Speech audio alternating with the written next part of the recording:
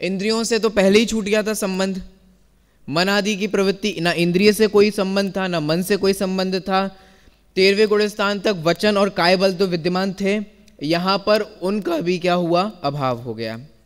आचार्य श्री नेमीचंद्र ने गौमटसार जीवकांड गाथा 65 में अयोग केवली गुणस्थान की परिभाषा निम्न अनुसार दी है। गाथा बोलिए सभी।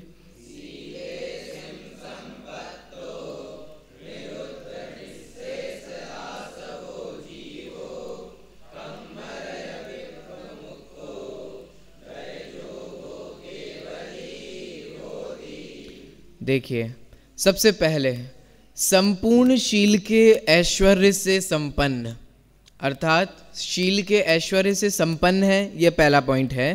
पहले पॉइंट्स देख लेते हैं। दूसरा पॉइंट, सर्व आश्रव निरोधक, सभी प्रकार के आश्रव का निरोध हो गया। कितने प्रकार के आश्रव होते हैं, ध्यान है आप लोगों को? सिर्फ दो ही जानने हैं मुझे, ईर्यापत आश्रव और सांप्रायिक आश्रव। 10वें गुणस्थान तक सांप्रायिक आश्रव था, परंतु 12वें 13वें और 13वें गुणस्थान में तो ईर्यापत आश्रव ही था, परंतु अब तो यहाँ ना सांप्रायिक आश्रव है ना ईर्यापत आश्रव है, संपूर्ण प्रकार के आश्रव का निरोध हो गया। दूसरा पॉइंट, सर्व आश्रव निरोधक, ठीक है। थर्ड पॉइंट, कर्म बंध रहित, किसी भी प्रकार का नवीन कर्म का बंध नहीं हो रहा। क्यों? क्योंकि अब तो सिद्ध बनने वाले हैं भाई।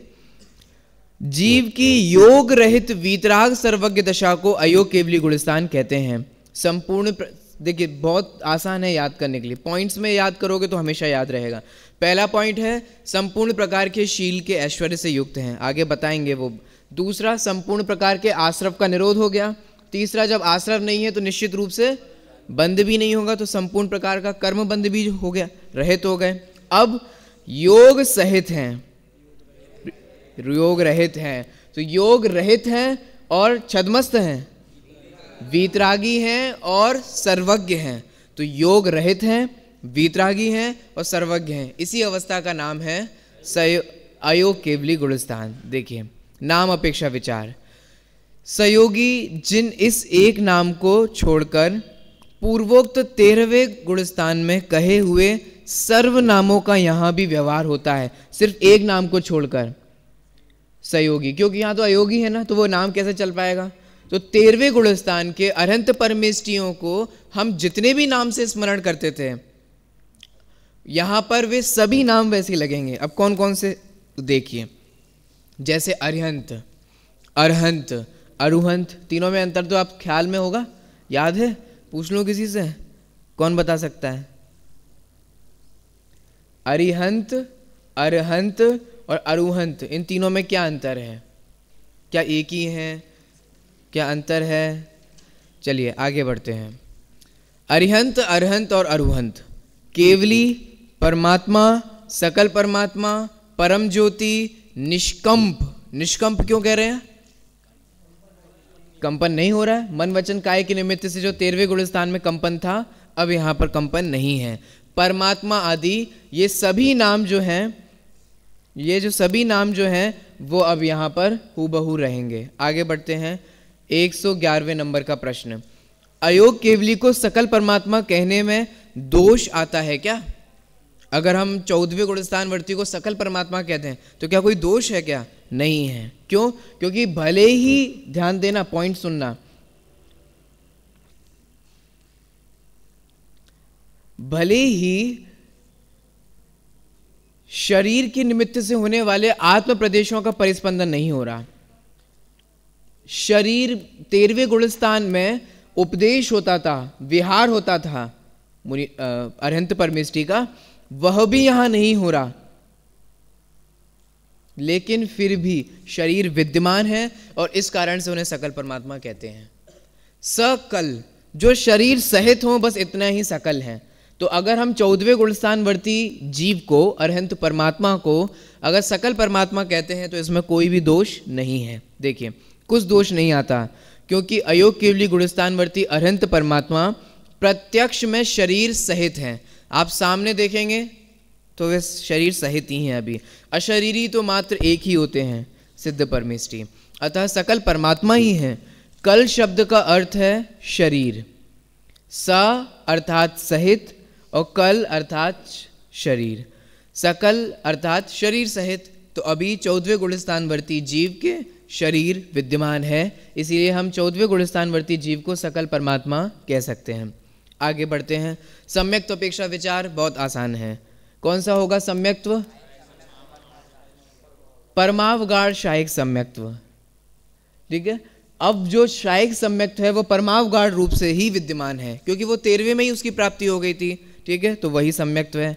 आगे बढ़ते हैं। चारित्र अपेक्षा विचार, परम यथा क्या चारित्र। आप लोगों को ये तो ख्याल में होगा ना कि शायिक में परमावगाढ़ क्यों लगाया गया, यथा क्या चारित्र में परम यथा ख्यात क्यों शब्द लगाया गया, क्योंकि केवल ज्ञान की अपेक्षा से, सर्वज्ञता के कारण ही अब वो जो शायिक सम्यक्त्व था वो परमावगाढ़ हो गया, चारित्र जो यथाख्यात चारित्र था वह परम यथाख्यात। ये ध्यान रखना है। ठीक है, आगे बढ़ते हैं। काल अपेक्षा विचार, पॉइंट टू बी नोटेड, और यहाँ ध्यान दिया जाए, अभी तक के गुणस्थानों का जो काल था वो हमारे ज्ञान गम्य नहीं था। भले ही 4 शुद्रभव 2 शुद्रभव आदि की बात हमने की हो, लेकिन वे शुद्रभव भी हमें कहाँ पकड़ में आते हैं? एक श्वास में 8-10 बार जीव का मरण होता है, उसमें से 2 बार जो मरण होगा वह हमें पकड़ में आएगा? आता है? हमारे ज्ञान गम्य बनता है? नहीं। ध्यान से सुनना मैं क्या कहना चाह रहा हूं। अभी तक के गुणस्थानों का काल अंतर्मुहूर्त था, इस गुणस्थान का काल भी अंतर्मुहूर्त है, परंतु इस गुणस्थान का काल जो अंतर्मुहूर्त है वह हमारे ज्ञान गम्य है। तो 5 ह्रस्व स्वर अ ई उ री री, इसके उच्चारण में जितना समय लगता है बस उतना ही 14वें गुणस्थान का काल है। देखिए, काल अपेक्षा विचार, 5 ह्रस्व स्वरों अर्थात अ ई उ री री का उच्चारण काल पर्यंत अर्थात अंतर्मुहूर्त काल है। इन शॉर्ट तो अंतर्मुहूर्त ही है, परंतु वो कैसा अंतर्मुहूर्त है? अभी तक तो हम शुद्रभव की अपेक्षा से देख रहे थे, लेकिन यहाँ का अंतर्मुहूर्त कितना है? 5 ह्रस्व स्वर के उच्चारण मात्र के। देखिए, यहाँ काल के जगन्य, उत्कृष्ट और मध्यम भेद नहीं है। क्यों नहीं है? आप में से कोई बता सकता है? वह बता सकते हो? यहाँ उत्तम, मध्यम और जघन्य ऐसे 3 भेद क्यों नहीं बनाए? बहुत कॉमन सेंस का आंसर है। आप जरा सोचो, मैं हिंट देता हूँ, सोचना। संगी पंचेंद्रिय हो ना, इसलिए सोचो। मन सहित हो ना, इसलिए। अभी तक के जितने भी गुणस्थानों में जघन्य काल बनता था और उत्कृष्ट काल बनता था, वो सब कुछ किस किस अपेक्षा से बनता था? यहां वो अपेक्षा संभव है कि नहीं? बस इतना सा लगा लो अकल। अब कौन कौन बता सकता है? इतना हिंट दे दिया मैंने।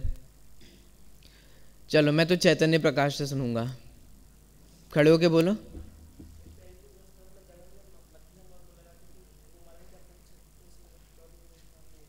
अच्छा, आप ये बता सकते हो कि यहां मरण क्यों नहीं होता? चलिए बैठिए। मध्यम और जघन्य भेद ही तब बनते थे जब मरण की अपेक्षा होती थी।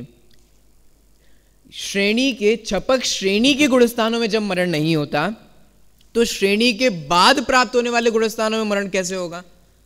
जब छपक श्रेणी में मरण नहीं होता, तो छपक श्रेणी के बाद आने वाले ये जो गुणस्थान है इनमें भी मरण नहीं होता। अब तो वो सिद्ध बनने वाले हैं। ठीक है, इसीलिए यहाँ पे उत्कृष्ट, मध्यम और जघन्य ये तीनों भेद ही खड़े नहीं होते, मात्र एक काल है और वह है अंतर्मूर्त। आगे बढ़ते हैं। 14 गुणस्थानों में से यह अयोग केवली गुणस्थान ही एक में वैसा गुणस्थान है जो अपने अंतर्मुहूर्त काल का यथार्थ ज्ञान कराने में पूर्ण समर्थ है। और हम समझ पाते हैं इस काल को क्योंकि वो उच्चारण है ना, इसलिए। अन्य गुणस्थानों के अंतर्मुहूर्त काल के लिए हमें किसका सहारा लेना पड़ता था? केवल ज्ञान गम्य यथा योग्य अंतर्मुहूर्त काल, ऐसा कहना अनिवार्य हो गया था, क्योंकि वो अंतर्मुहूर्त हमारे ज्ञान के विषय में नहीं बनता था, ज्ञान गम्य नहीं होता था। क्योंकि अंतर्मुहूर्त के यथार्थ निर्णय के लिए 14वें गुणस्थान के समान कोई मापदंड हमारे पास नहीं है। और जो मापदंड क्षुद्रभव आदि का हमने समझा भी था, वो शुद्रभव भी हमारे पकड़ में नहीं आते। आगे बढ़ते हैं। गमन आगमन अपेक्षा विचार बहुत आसान है। कहाँ से आए हैं और कहाँ से जाएंगे? तो 13वें गुणस्थान मात्र से ही इस 14वें गुणस्थान में आएंगे और 14वें गुणस्थान से अब 15वें गुणस्थान में। सही कह रहा हूं ना?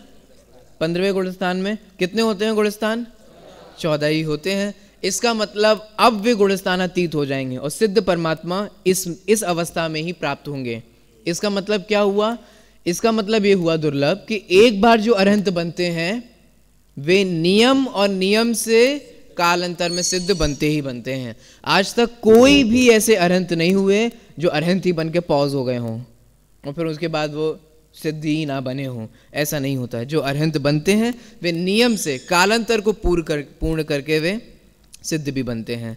विशेष अपेक्षा विचार मैंने आपसे कहा था ना, बहुत छोटा है, इसीलिए देखिए अयोग केवली गुणस्थान के उपांत समय में, उपांत समय समझते हैं आप, अंत से एक होता है अंतिम समय, 14वें गुणस्थान का अंतिम समय और गुणस्थान अतीत सिद्ध पर्याय का उत्पाद, व्यय और उत्पाद। अंतिम समय के पहले वाले समय को बोलते हैं उपांत समय। ठीक है, आप लोग लिख लो, ध्यान में रखना जरूरी है। मुझे भी ध्यान में रहे इसलिए मैं भी अपने इसमें लिखता हूं।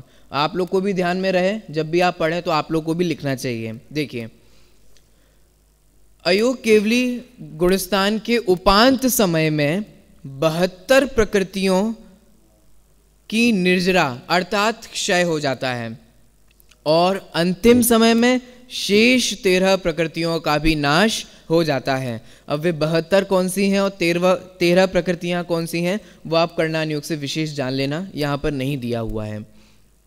इन कर्मों के नाश के समय ही संसार अवस्था का व्यय और सादी शांत, सिद्ध परमेष्ठी का काल, सादी अनंत है कि सादी शांत है? सादी अनंत है। अपन छेडाला में पढ़ते भी हैं कि एक बार प्राप्त हो गई तो अनंत काल पर्यंत है वह रहते हैं। तो देखिए सादी अनंत काल के लिए सिद्ध दशा का उत्पाद भी हो जाता है। सेकंड पॉइंट देखते हैं, योग के अभाव के कारण अयोग केवली को ईर्यापत आश्रव भी नहीं होता, क्योंकि ईर्यापत आश्रव होने का कारण क्या था? कषायें तो थी नहीं, योग था, योग का चंचलपना था, अब वह भी नहीं बचा, इसलिए आश्रव भी नहीं होता, जो 11वें 12वें तथा 13वें में भी होता था। तीनों गुणस्थानों में सांप्रायिक आश्रव नहीं होता था, ईर्यापत आश्रव होता था, और यहाँ पर वो ईर्यापत आश्रव भी नहीं रहा। छोटा सा फिल इन द ब्लैंक्स में ऐसे ऐसे प्रश्न आ सकते हैं, किधर ईर्यापत आश्रव होता है, किधर गुणस्थान में नहीं होता है, तो ये सब ध्यान रखना। थर्ड पॉइंट, मुनिराज के 84 लाख उत्तर गुणों की तथा शील संबंधी 18,000 भेदों की, 18,000 भेद होते हैं शील के, है ना, छेडाला में आप लोगों ने पढ़ा भी होगा। तो शील संबंधी 18,000 भेदों की पूर्णता यहाँ अयोग केवली अवस्था में होती है।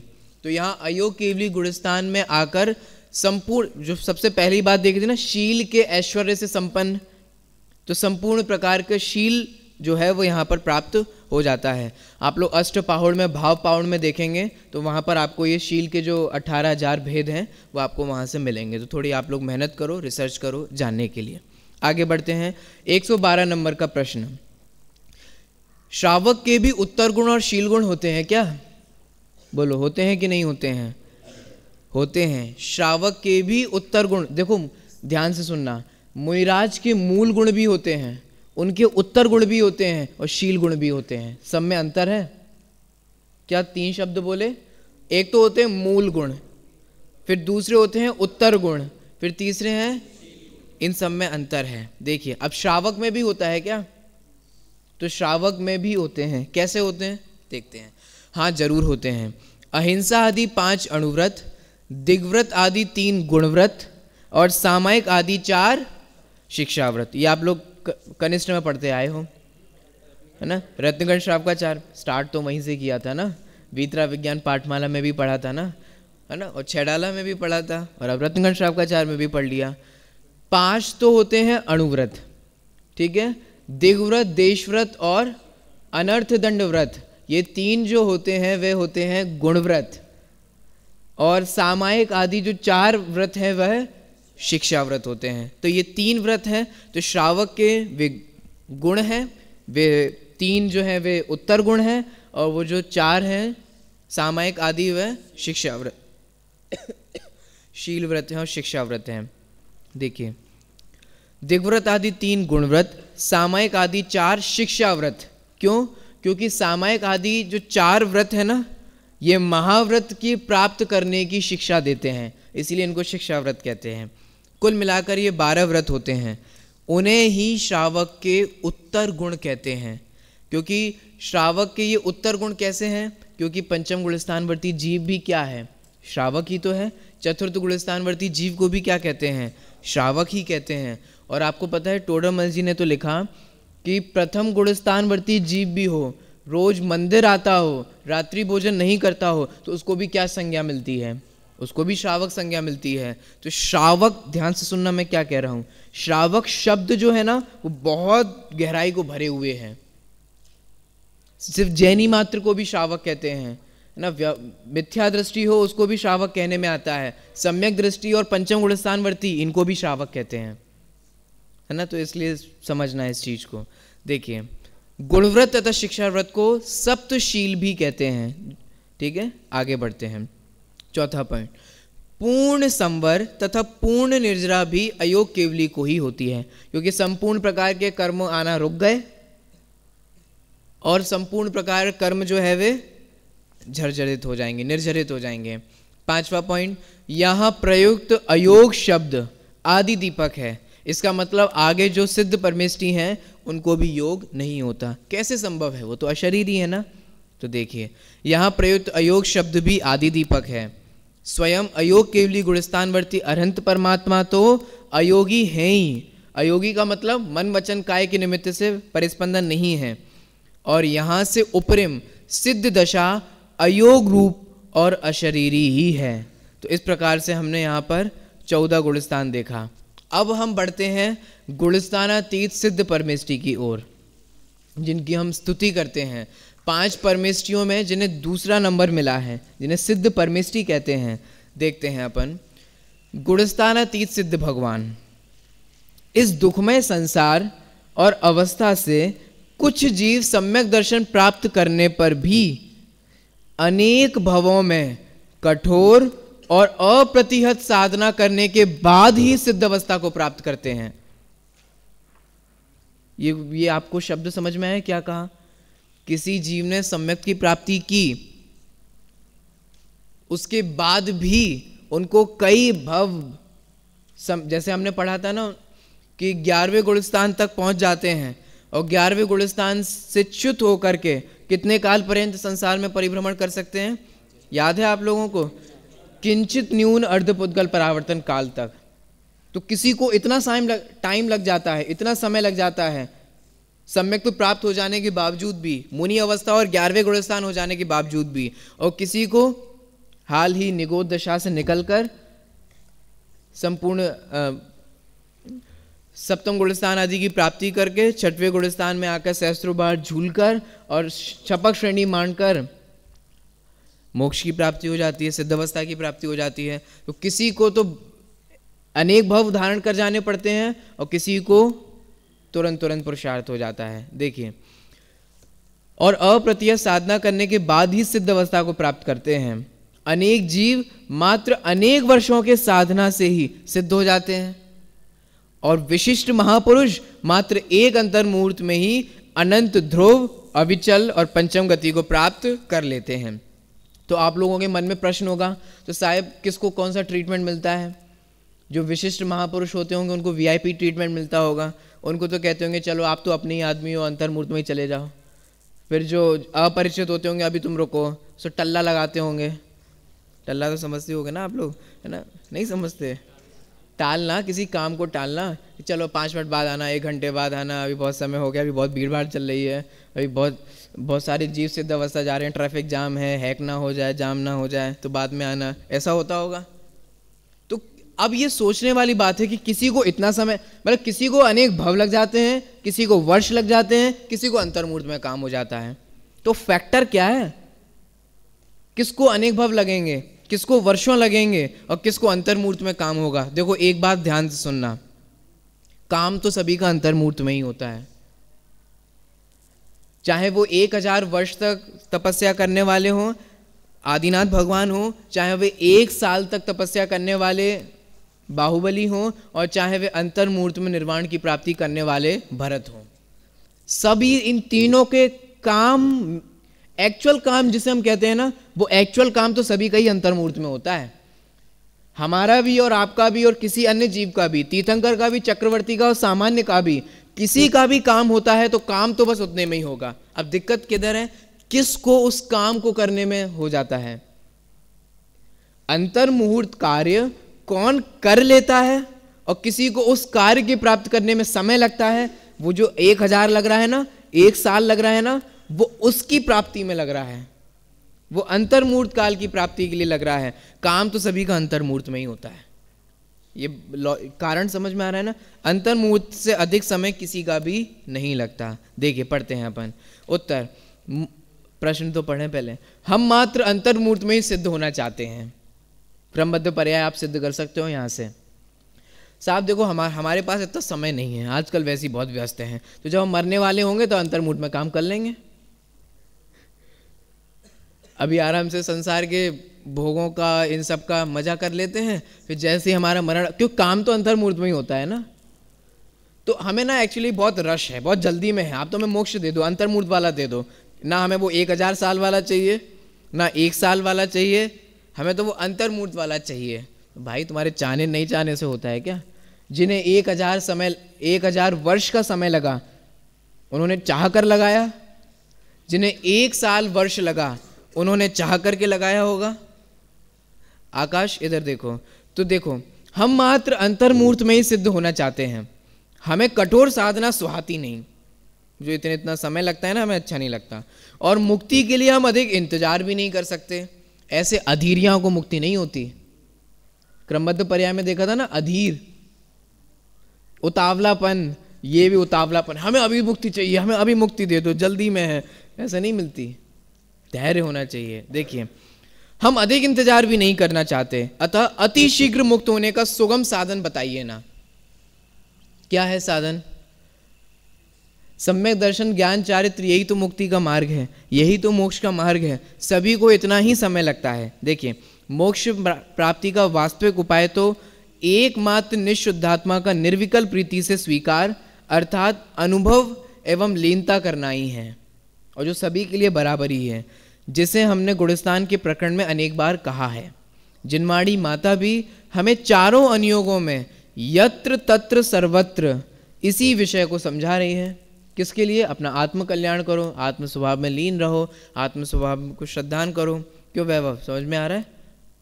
देखो भाई साहब, आत्म साधना के परम पवित्र कार्य के आदि, अंत और मध्य में कहीं भी कष्ट नहीं है। ये किसका उत्तर दे रहे हैं? आपको समझ में आ रहा है? हमें कठोर साधना नहीं सुहाती, उसका उत्तर है कठोर वटोर कुछ नहीं है। हमें देखने में लगता है कि इतनी ठंडी में मुनराज कैसे रहते होंगे, इतने बहुत कष्ट सहते होंगे, कष्ट वष्ट नहीं होता। 3 कषाय चौक, मैंने आपको पहले भी बताया था, सुख दुख का संबंध किसी भी बाहरी चीज से नहीं है, वे अतीन्द्रिय आनंद है, उन्हें 3 कषाय चौकड़ी का आनंद है। काय के दुखी हैं? तुमसे ज्यादा सुखी हैं। तुम स्वेटर पहन पहन के भी दुखी हो, वे नग्न दिगंबर होकर भी 3 कषाय चौकड़ी के कारण सुखी हैं। साधना, मुक्ति का मार्ग देखो, मोक्ष तो पूर्ण निराकुलमय है ही, मोक्ष में रंच मात्र भी आकुलता नहीं है, लेकिन मुक्ति के मार्ग में भी दुख नहीं है, कष्ट नहीं है। यहां ऐसा कह रहे हैं। देखिए सब असह्य परेशानियों को समाप्त करने का एकमात्र यही उपाय है, पर और पर भावों से निरपेक्ष आत्म साधना ही है। यही एक सुगम और सहज साधन है। जब तक निज आत्म स्वभाव का यथार्थ ज्ञान नहीं होता, तब तक इस तरह के अनेक विकल्प और प्रश्न होते ही रहेंगे। इन सब के निराकरण के लिए सर्वज्ञ प्रणीत आगम का अध्ययन, मनन, चिंतन आदि करना और आत्मज्ञ लोगों का सत्समागम करना ही एक शरण है, आधार है, और दूसरा कोई उपाय नहीं है। जल्दी करने से जल्दी नहीं होगा। सब आत्म साधक यथायोग्य मात्र एक अंतर्मूर्त का आत्म ध्यान और आत्मलीनता करके ही मुक्ति की प्राप्ति करते हैं। इसमें कुछ मतभेद नहीं है।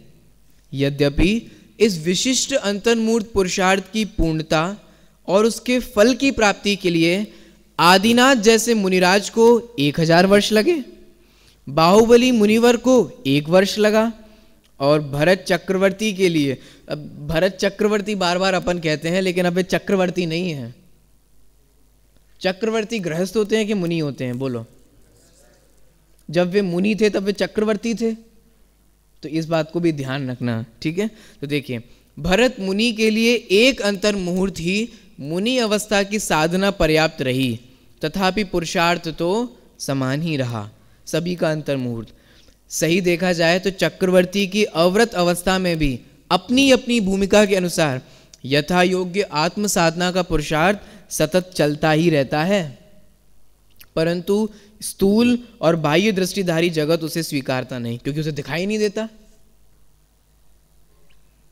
जब लौकिक जीवन में भी कदाचित अपनी इच्छा की पूर्ति होती है तो थोड़ी सी आकुलता मिटती है। इस पॉइंट पे थोड़ा ध्यान रखना। मन तो बहुत होता है, एक जो पढ़ते जा रहे हैं ना, एक एक चीज को डिस्क्राइब करने का मतलब भाव ख्याल में आए, इसलिए अब यहां पर एक चीज ध्यान दो। दुनिया में सुख के नाम पर यही परोसा जाता है, सुखी होने के नाम पर यही बोला जाता है। क्या बोला? आपके मन में जो है उसे निकाल दो, जो मन में आता है सो करो, बाहर घूमने का मन है तो घूमने जाओ, ये करने का मन है तो वो करने जाओ, यही रियल हैप्पीनेस है, इसी से ही आपको खुशी मिलेगी। यहाँ पता है क्या कहा जा रहा है? जब जगत में एक छोटी सी इच्छा पूरी होती है तो हमें सुख का अनुभव होता है कि नहीं होता है? आपको इच्छा हुई कि आज पकौड़े मिले, है ना, बारिश हो रही है, थोड़ा पकौड़े का मौसम है, पकौड़े मिलने चाहिए, और आज भाग्य से आपको पकौड़े भी मिल गए। तो जब थोड़ी सी इच्छा हुई और इच्छा की पूर्ति हुई तो हमें वो सुख का अनुभव होता है कि नहीं होता है? आपने सोचे कि हमारे इतने इतने नंबर आए और भवितव्य अनुसार, क्रमबद्ध अनुसार आपके उतने उतने नंबर आ भी गए, तो भी हमें सुख का अनुभव होता है कि नहीं होता है? अब ध्यान से सुनना। कई लोगों को ये प्रश्न होता है, मोक्ष में काय का सुख, मोक्ष में कैसे सुख? तर्क से सिद्ध करते हैं। देखो, जब हमारी एक इच्छा होती है और जब इच्छा पूरी होती है, इच्छा पूरी का मतलब आप समझते हो? इच्छा पूरी मतलब क्या होता है? जैसे हमें भाव आया कि हम रोटी खाएं और हमने रोटी खा ली, तो इच्छा, रोटी खाने की जो इच्छा थी ना, वो रोटी खाकर इच्छा क्या हुई? समाप्त हो गई। ध्यान देना, लोग पूरी पे वजन दे रहे हैं, मैं समाप्त पे वजन दे रहा हूं। मैं ज़्यादा नहीं बोलूँगा क्योंकि मेरे पास समय नहीं है, लेकिन आप समझ जाओ तो समझ जाओ मैं क्या कहना चाह रहा हूँ। जब दुनिया में इच्छा पूर्ण होने पर सुख नहीं मिलता है, आप गलत हो अगर आपको अभी भी यही लगता हो, तो इच्छा समाप्त होने पर लगता है। सोच पा रहे हो कि नहीं सोच पा रहे हो कि मैं क्या कह रहा हूँ? आपको समझ में आ रहा है कि नहीं आ रहा है? आयुष, ध्यान दे रहे हो? समझ में तो आ रहा है ना? हमें लगता है कि हमारी इच्छा पूरी हुई इसलिए हमें सुख हुआ, इसलिए हम इच्छाओं की पूर्ति में लग जाते हैं। लेकिन आप देखो तो जैसी एक इच्छा हो वैसी दूसरी इच्छाएं खड़ी हो जाती हैं, अन्य बहुत सारी इच्छाएं हो जाती हैं। अब ना जाने फिर वो इच्छाओं का प्रवाह क्रम भी अलग से चलना चालू हो जाता है। हमें कभी भी इच्छा की पूरी होने पर सुख नहीं मिली। ये आप ध्यान रखना, बहुत बड़ा है, इस पे आप कई घंटों के प्रवचन कर सकते हो। बहुत सारा ध्यान आ रहा है मुझे विषय भी, लेकिन आप समझो, इच्छा के पूरी होने पर कभी भी सुख नहीं मिलता, ना आज तक कभी किसी को मिला। इच्छा हुई और वो इच्छा हुई और वो समाप्त हो गई, तब सुख मिला। अब पॉइंट टू बी नोटेड, और ध्यान देने वाली बात यह है, जब एक इच्छा समाप्त होने पर हम और आप सुखी होते हैं, उस सिद्ध अवस्था में संपूर्ण प्रकार की इच्छाओं का अभाव तो हो ही गया। अब नवीन भी कोई इच्छा नहीं होती तो सुख कैसे नहीं होगा? और एक बात देखें, हमें जिस जिस प्रकार का दुख है वहां एक भी प्रकार का दुख नहीं है। अब लगाओ आप लोग को किस किस का दुख है, कभी सोचा है? कभी नंबर का, कभी घर का, कभी झगड़े का, कभी इधर का, कभी उधर का। मैं पूछता हूं, हम लोग जिन जिन कारणों से दुखी होते हैं, एक भी कारण सिद्ध परमेष्टि को है वहां? तो फिर इसका मतलब ये स्वतः सिद्ध होता है कि सिद्ध परमेष्टि सुखी हैं। इसका मतलब ये स्वतः सिद्ध होता है कि इच्छाओं की पूरी होने पर नहीं, समाप्त होने पर ही सुखी होते हैं। देखिए, जब लौकिक जीवन में भी कदाचित अपनी इच्छा की पूर्ति होती है, मेरे ख्याल से आप लोग को इस पूर्ति के साइड में समाप्ति लिखना चाहिए ताकि आपको ध्यान रहे। पूरा का मतलब क्या होता है? इच्छा पूरी हुई का मतलब ही होता है कि इच्छा समाप्त हुई। अब दिक्कत इतनी सी है कि हमारी एक इच्छा जब पूरी होती है तो वो पूर्णतः समाप्त ना होकर बहुत सारों को पैदा कर जाती है। जब लौकिक जीवन में भी कदाचित अपनी इच्छा की पूर्ति होती है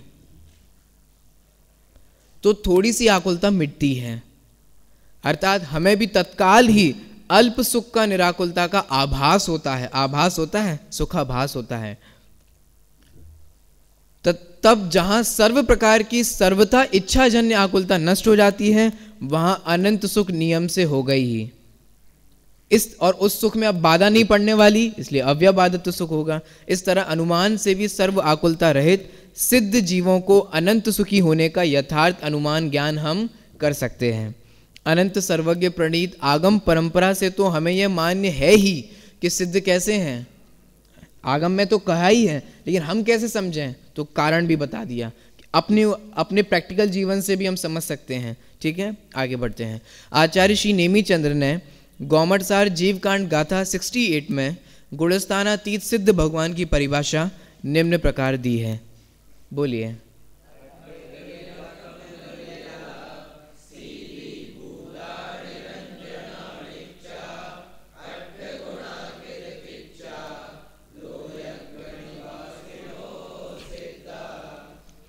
परिभाषा और नाम अपेक्षा विचार को पढ़कर अपन समाप्त करेंगे। ज्ञानावरणादि अष्ट कर्म रहित, सबसे पहले आठों ही प्रकार के कर्मों का क्या हो गया है, उनको अभाव हो गया है। ठीक है। सेकंड पॉइंट, अनंत सुखामृत स्वादी, अनंत सुख रूपी अमृत का स्वाद करने वाले। कैसा है वो अनंत सुख? वो इंद्रिय जन्य नहीं है, और इंद्रिय जन सुख की कल्पना ही कौन से तत्व संबंधी भूल है? मोक्ष में इंद्रिय जन्य सुख की कल्पना करना मोक्ष तत्व संबंधी भूल है। ठीक है, देखिए, मिथ्या दर्शन आदि सर्व विकार रहित, मिथ्या दर्शन, मिथ्या ज्ञान, मिथ्या चारित्र, कुल मिला के द्रव्य कर्म भी नहीं है, भाव कर्म भी नहीं है, और नौ कर्म भी नहीं है। देखिए, मिथ्या दर्शन आदि सर्व विकार रहित कैसे हैं वे? निर्विकार। मोह राग द्वेष से क्या होता है आत्मा में? विकार। और यहां पर किसी भी प्रकार का विकार नहीं है, इसीलिए हम कहेंगे निर्विकार। नित्य, कब तक रहेंगे वे सिद्ध रूप में?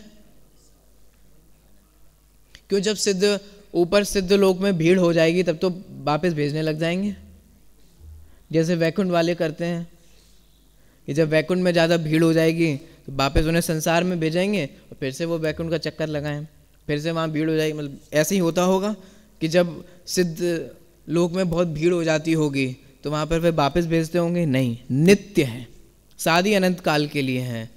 सम्यक तो आदि 8 प्रधान गुण युक्त, आप लोग को वो छंद याद आ रहा होगा ना, जो आपने बाल बोध में पढ़ा है ना, वही। तो इस प्रकार से 8 गुण से युक्त, अनंत शुद्ध पर्यायों से सहित।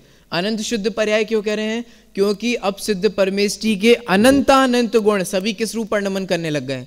शुद्ध रूप ही पर नमन कर रहे हैं। इसलिए अनंतानंत गुणों की पर्याय भी कितनी हैं? अनंत ही हैं। तो अनंत शुद्ध पर्यायों सहित अगला पॉइंट क्या है? कृतकृत्य। कृतकृत्य का अर्थ आप सभी लोग समझते होंगे। कृत अर्थात करने योग्य, और कृत्य मतलब कर लिया।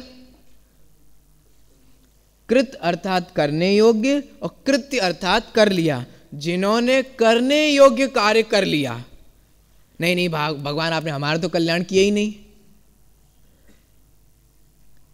सिद्ध परमेष्टि है कृतकृत्य, और अंधा भक्त कहता है कि भगवान हमारा एक काम और कर दो। अरे भाई, उनको जो करना था, आप लोग समझ पा रहे हो कि मैं क्या कह रहा हूं? सिद्ध परमेष्टि को जो करना था वो कर लिया। तुम्हारा कल्याण करना उनका काम नहीं था, वो करने योग्य कार्य नहीं था। हम अर्जी लेकर जाते हैं कि हमारा एक काम और कर दो। भाई, वे कृतकृत्य हैं। नहीं, अभी नहीं, एक काम कर दो फिर हो जाना। एक काम और रह गया हमारा, एक और छोटा सा काम निपटा दो, ये और कर दो, ऐसा निकालते हैं। तो देखो, कृतकृत्य, ठीक है, किधर पर स्थित है? लोकाग्र स्थित, सर्वोच्च हो अतएव बसते लोक के उस शिखर रे। लोकाग्र स्थित हैं, क्यों? क्योंकि वे सर्वोच्च हैं। समस्त संसारी जीवों में, समस्त संसारी छोड़ दो, समस्त जीव मात्र में सबसे उत्कृष्ट अवस्था का नाम है सिद्ध अवस्था। इसीलिए कहां जाकर बसते हैं? सर्वोच्च। तो लोकाग्र स्थित वीतरागी सर्वज्ञ, निकल है कि सकल? निकल अर्थात शरीर से रहित। ठीक है सचिन, कहीं निकलना नहीं है। सर्वज्ञ और निकल परमात्मा को सिद्ध भगवान कहते हैं।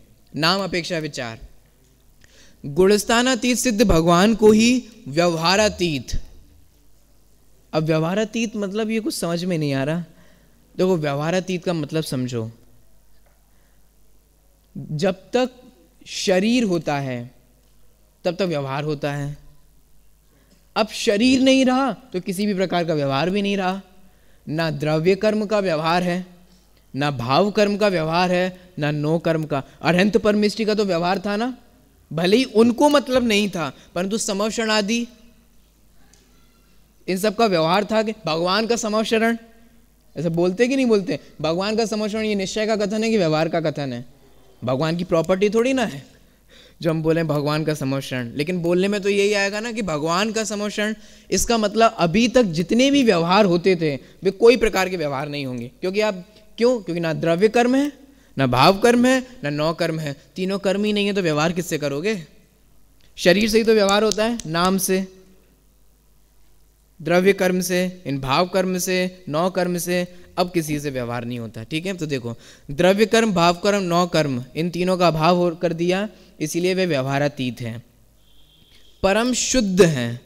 ठीक है, कार्य परमात्मा है। सबके अर्थ आप समझते होंगे ना, कार्य परमात्मा, कारण परमात्मा। ठीक है, लोकाग्रवासी हैं, संसारातीत हैं, निरंजन हैं, निराकार हैं, निष्काम है, कोई प्रकार की इच्छा नहीं है, निष्कर्म है, किसी प्रकार का कोई कर्म शेष नहीं रहा या कुछ करना शेष नहीं रहा, साध्य परमात्मा है।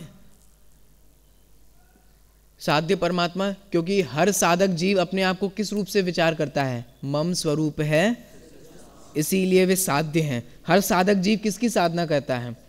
अपने आप को किस रूप जैसा देखता है? कौन अपने सामने आदर्श रखकर?